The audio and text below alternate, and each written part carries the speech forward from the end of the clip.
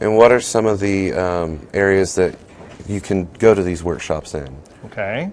We are organized along 4 major areas, and you would really think of them as specializations in the college and within extension. And the first area that I could talk a little bit about would be aquaculture. And in our college, we have the critical mass and the leadership for aquaculture research and development in Ohio. And the program is based on very applied research work that looks at things that a lot of farmers are trying on their farms, but we do that in a way to help potential new farmers answer questions about the production, the management, the technical side, as well as the economics and marketing of getting into fish farming. And we focus a lot on yellow perch is the species that we spend the most time on.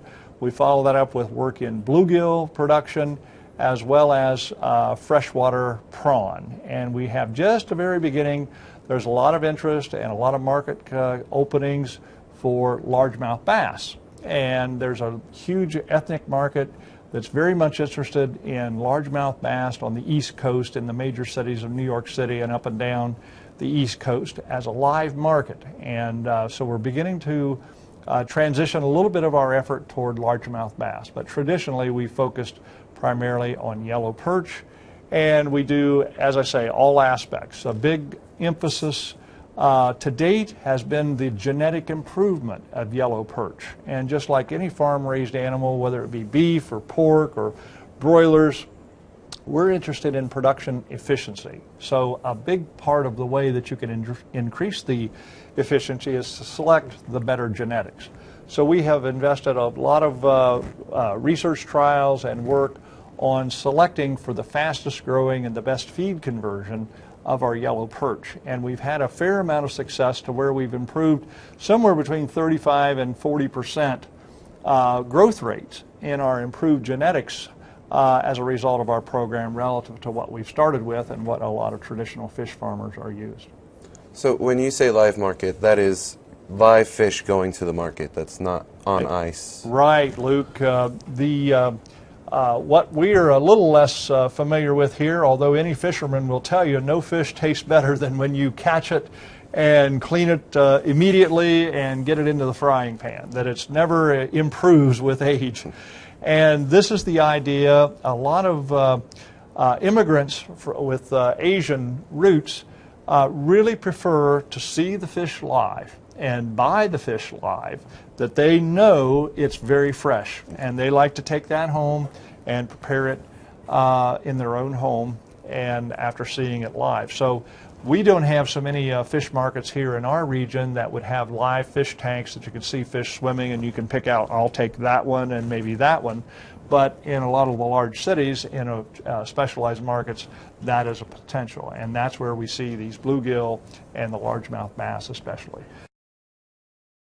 Dave, we got the first little thing Dave talks about is stop and think and get assistance. So tell us about what we're talking about getting assistance, Dave. Well, the big deal is timber harvesting is not something you do every day. And it's something that most woodland owners don't really have a lot of information. They just, a lot of times, they make a quick decision, and then I get the call. And and more often than not, folks aren't happy with the way it turned out because they didn't do their homework up front. So a good example is of somebody that did it right. I got an email shortly after doing a program on selling timber, and a woodland owner gave me some, said, hey, it worked great. I had a forester involved. We decided what we were going to harvest by talking it through, and the forester helped me do it. I got some bids in. I actually got a knock on the door and got an offer for about $5,000 initially for my timber, but after going through the whole process, I ended up getting $18,000. And that's that's what you're talking about. You got an email about all that stuff. I've gotten an email. I've talked to a lot of woodland owners, but more often I get the call that says, I had a timber sale. I didn't get paid what I thought it was going to be worth. What do I do? And I don't like the way it looks. And at that point, I can't help. So it's a little too late. Do it up front. Yeah. Absolutely. So that's important. So all about this, we got a slide that does a little bit of some graphs here about why do Ohioans own forest lands. Okay? And when you look at that graph, you spend a little time, all the way over to the right, the second or third, I think, set of bars from the right are those that own their land for timber production. So most people, when you ask them, why do you own your woodlands, they don't say timber production. They say something else. They like to live in the country and be in the woods. They like to hunt. They just like the beauty of it. And a lot of people say, I don't want to sell timber. But when we look at that next slide, a lot of folks do sell timber. Right. So that the numbers don't add up. You ask them, do they want to sell timber, and is that part of the reason for owning woodlands? They say no. But then when you look at the data, a lot more harvest than say they're going to harvest. Right. So they don't equal out. And so what I like to do is talk about why that is. Well, you know, why do people harvest timber? It's all about money mostly. It's all about money. You're right. They need income. It's all about money. And you notice that slide had a lot of what I see a lot of is firewood sales. Right. Even and a lot of times you may see that after somebody does all the logging. Right? Is that? Or they're just using it on. They're cutting the trees for use on their own farm. Oh yeah, You yeah. I know, guess for so, wood. Like I have a wood stove, and I cut trees for firewood. But I usually pick the trees that are going to help other trees grow instead of deciding what to cut. Right. But the reality of it is people oftentimes don't know what their timber's worth. They get a knock on the door and somebody offers them money, and it's like, gosh, that's a lot of money, and I could use it. Right. Right. Or and our next picture, that's exactly what Dave's talking about. Is trees. Maybe certain trees are more valuable, right? right. And And really, the big point of that slide is a lot of people make the decision to cut timber without knowing what it's worth. So what else do you sell that you don't have an idea what it's worth? If you're going to sell a car, you go to Kelly Blue Book. right. If you're going to sell cattle, you know what the price per pound is, you know what your cow weighs. You know, you have information when you make that decision. But most people don't have that information.